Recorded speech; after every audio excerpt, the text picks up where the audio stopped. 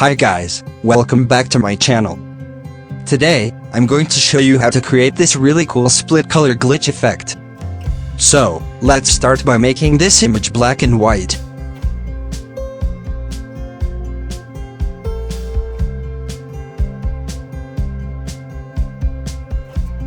Now create a duplicate layer. Double-click and deselect greens and blues.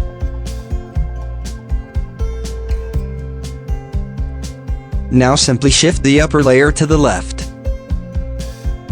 And finish it up by adding some noise in the image.